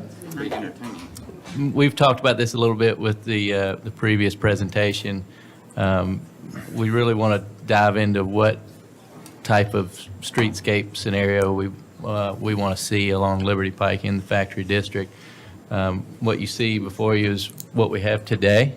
And really from a fire protection standpoint, given the building type and the building construction type that's being proposed with Middle 8, the fire department did not feel comfortable giving on the 20-foot clear in order to set up one of our tower trucks and fight a fire. So that led us to, without having a lot more additional right-of-way, we're kind of stuck with what we have unless we look at additional right-of-way, maybe some on-street parking, bike lanes, and things like that. So we're really here to, we kind of got stumped, to be honest with you, through the Middle 8 discussion. So we're here to kind of get more feedback on that and see what, creatively, what options we may have. Today, we've got 70 feet of right-of-way. If we were to look at a landscape median like this, this is kind of the look you would see. But again, we're struggling with that. With buildings pushed right up against the right-of-way, we're having trouble accommodating getting a fire truck around a building 360 degrees. So yes, behind the building, they've got good access with a 22-foot roadway that's clear. But in the frontage is where we really struggled along Liberty Pike there. Well, I'll say this now and get it out of the way so I'll be done. For 8 years, the 8 years that I served as alderman on this very board, at the time we were organized differently, and I was over public safety, which included fire codes and police. And no one really gets upset about these things until there is an emergency and a fire truck can't get where they need to be. And so I will never support where we cannot get our emergency vehicles where they need to be. So I'll hush. You just know where I stand on this. I also don't think I can support something that would impair such an essential service to the entire community. I think looking at the goal of what we're trying to accomplish here, I don't think on-street parking would work, because that's just going to create more traffic and more cars to dodge as they're trying to maneuver into parking spots. Good point. Bike lanes could work. That would certainly provide accessibility. I think what we really need to do is, how does this be more walkable? How can we cross the street at multiple opportunities? We don't need a median to do that. A median doesn't help you walk across the street. I'm not looking at any of these options as actually accomplishing even what Alderman Baggett wants, is to make it walkable. I mean, to make it maybe prettier, but at the expense of fire. Exactly. I think we need to explore options to make this more walkable. And I just don't see those options here. And I don't know that I have one that I can present. Are we proposing street lamps, lights down, like we have on Franklin Road? Well, maybe not exactly like the ones on Franklin Road. But there is a lighting requirement in our street standards, but if we wanted to do more like the streetscape downtown, we certainly could implement that in this area. It would seem appropriate. I think that would be a good change, because I'm in agreement. I mean, if it's not gonna meet the fire codes as far as, the foot and everything, why would we change that? Why would we want to have a medium if the fire department can't access and they're not able to navigate? Why would we even think about it if we know it's not gonna pass? So I think the medium is out. I think if you had the streetscape like downtown, and people can walk. I mean, I'm in awe when I go down Franklin Road and I'm thinking, how in the world did the city do? I mean, only in Franklin would we have those, all that streetscape going all the way down to Harlansdale. That's a lot. That's a big deal. So, and people feel safe when they walk down through there. I know it's a lot of them, but we don't have to put as many. But it would still be an addition without having to put a medium. It would still be something different. And then, I mean, I go there all day long, every day, several times a day. So I like the wide. I mean, it's like 70 feet. I like it. I feel very safe. One thing, if I may jump in, the factory has already proposed with their last development plan to realign that entrance at Daniels Drive. So there will be a four-way intersection at some point there. It will likely meet the warrant for a traffic signal. It's a little close, but it would likely meet that warrant. We have talked to the factory about a potential for analyzing a roundabout there. The only problem is Jameson Station is already pushed up so close. The factory would give up significant right-of-way for that to happen as well. But just some talking points for you. You got a question? Sorry. Commissioner Allers. I like your first option with the 36 feet of roadway there, except adding trees to the planting strips for traffic calming. Commissioner Bagley. We're gonna have to have bigger than 5-foot sidewalks, but that's a no. That is not walkable. Trust me. We got a stroller, double stroller. I can tell you on the first what Commissioner Ord just discussed, the 5-foot is just not enough. And I think he probably would say we need a bigger sidewalk. So fair. I'll push the big stroller in my day. But the question I was is, looking at the 8 foot. and it's, Says 8 feet. yeah, 8 foot for 8 sure, feet over here. minimum 8 foot for sure. Yeah. A question for staff, this 70 feet, the two options we have, this is our existing right of way. Right. That's correct. So have you had any conversations with the factory or, I know you've already said you didn't, so I'm not even gonna ask a question. You haven't had conversations with either the factory or Middle 8 regarding what additional right of way might be accessible? The Middle Lake project dedicated a sliver of right-of-way based on our Connect Franklin document. What's a sliver? Like 2 feet? 2 or 3 feet, I 3 believe. feet, so 73. Do we So- know that the factory, I believe the factory has indicated that they would be willing to have those conversations again as well. I think it would be, before we start, I think we need to know exactly how much right of way, because they are in favor of a pedestrian friend, like a lot of this. I think it would be incumbent upon us and staff to figure out, just to have the conversation, how much right of way are they willing, is left? I don't know, it may not be enough. But right now, we're working off what is currently there, but the reality is there could be more. And so, until I know that, of course, I'm gonna go with what fire can and can't do, but I think we're kind of constraining ourselves at 70 feet when there may be 75, there may be 80, there may be 85, I don't know. I Could we think that also say, we need to know where- that. we need to think about where the utilities are too. So if they are right there next to the street, that's going to mean that we don't, Are the utilities in front of the factory? I have no idea. They're on both sides of the roadway. Well, I think all that is stuff that you're right, that is important, but I think knowing that is gonna help us make that decision. Yeah, good. Um, But I guidance. think we better look at And- that, definitely. I think kind of looking at this, we have 70 feet that's there now. Already. There's, I think, a lot that I'm saying that everybody wants. We want it to be more pedestrian and all that. The problem is we don't have enough space. So I think considering adding additional right-of-way is probably the only way that you can get that. How you do it, which side, that's a discussion. I'd say bike lanes would be great here, because if you look at you keep going down Liberty to the east, you have a big multimodal off of Mac Hatcher. I lived off the Liberty for 5 years, and I know, I hopped on there with a bike, and people don't know how to pass bikes. So they'll back up traffic, and you know what? I'm gonna be on the road. I'm not gonna be on a sidewalk with a road bike. So I think there's definitely, I could see that working well. I think existing there, those are extremely narrow sidewalks currently, and I think that adds to some of the angst when you get the farmer's market going or any activity there. You have a lot of people that do walk in on foot from those surrounding neighborhoods. It's hard to pass if you're pushing anything, or if you happen to be with a bike on the sidewalk, somebody's stepping off on the grass. So I think wide sidewalks is a must. For the planting strips, if we're going to put trees in there, we do have planting standards and streetscape standards, but there's kind of minimum sizes for certain trees to do well on there. Yes. So cognizant of that. If you have them too small, you're going to have trees that are just struggling. And will they be planted? Yeah. They're going to look good? No. So cognizant on what's the reality, because renderings look nice, and then there's a reality. If it was too small, you're going to have a half-dead tree that's really short.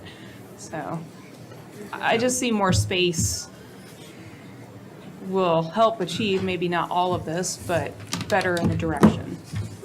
Staff, are we talking about a reach that would extend from Franklin Road back to the railroad tracks, or? Well, ideally, especially whatever we commit to with a multimodal option, whether it's a multi-use path or a bike lane or a combination of both, the idea would be you take that all the way to Mac Hatcher to connect to the existing multi-use trail, as you mentioned. I do want to say that the factory has, if you've been by there, some of that construction, it's not Franklin Road, it's actually the factory started working on the parking lot expansion, and they have some stormwater elements right up against the existing right-of-way. So again, some of these things have started without the factory district being up there in concert with them. So we're struggling with, if the factory's willing to give up right away to make something happen, or if Middle Eight is willing to do that, that needs to happen now, not after the fact. Yeah, it's almost too late in some cases. It seems to that what we have thrown out is the number that we really need in order to make this, in order to match Gary's wonderful renderings of, with a median and with all this other stuff. So what does that take? 100 feet? Okay, well, and both the factory and the Middle Eight would say, well, there's no way, I'll give you 2 more feet, but I'm not giving you 15 or 18 feet. So. Could we just? Jameson can. So we got kind of a quandary. I got a We're question. also out Is there. staff going to just have a dedicated meeting to talk about that? Because there's a lot of questions here about it. And I don't think, when I was hearing about the median, people said, well, I don't want a median down the whole thing. But there may be portions of that where you do put a median, because you do. It helps you cross the road. Go to all these cities where there's a median strip, and then you've got pavers that say, this is your cross area, and you cross, and your safe point is in the median. There's lights that you push, or there's places that you can go into a median. All the time I walk in you can go Nashville, you have median strips you can walk into, and you hold in the middle, and then you wait till the traffic goes by, and you go on the next two lanes, or 1 lane, whatever's there. So I think we have to have an in-depth discussion about Liberty Pike, and you gotta get everybody in the room. You gotta get the factory in the room, you gotta get Middle Eight in the room, you gotta get our fire chief and fire marshal in the room, you gotta get all these people in the room, because there's a lot of elements, a lot of moving elements here. There's also a lot of turn lane on this that will not be turning into anywhere. And so in that 12 foot in the middle. And so let's get it so the fire trucks can get to the buildings in front of the buildings. And is there anything creative we can do? Like, I'm just sitting here, look, there's 300 feet between the intersection. I mean, there are building, is something funny? Yes. Oh, tell me. No. Yes, there is. this. I would First beg of your, all- I would beg your respect, Listen, I instead was of laughing. at you. I was But- laughing to myself. Okay, Don't well, do it that was to me, audible. 'cause I'm a grown woman. But I would like the staff to look into the fact that there could be some areas where there could be some beautification that create a streetscape, more appealing, environment. Thank you. Okay. Have we gone to the next item?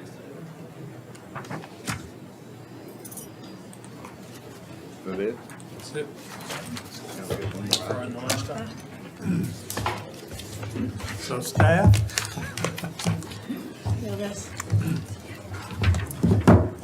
So we have run past our time.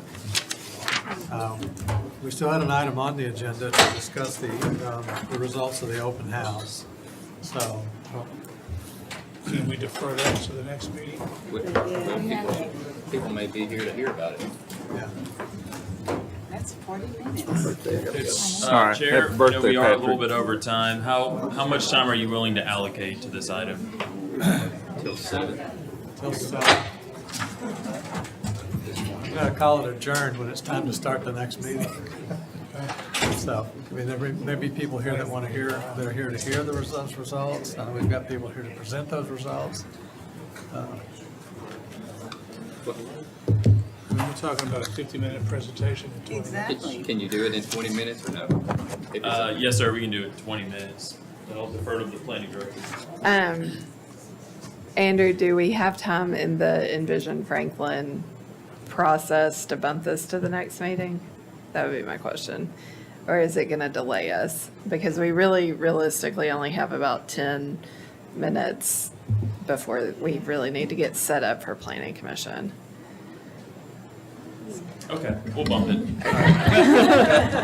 Sorry. Mr. Chair, can I ask if we're going to have to move this to the next meeting, is it accessible for us to review before the next meeting? Yes, sir, it's in Civic Clerk. Okay, all right. Civic Clerk. Thank you. Okay, well, Yes, ma'am. then this meeting is adjourned. Oh, it's on the project webpage as well. That's right. Yep.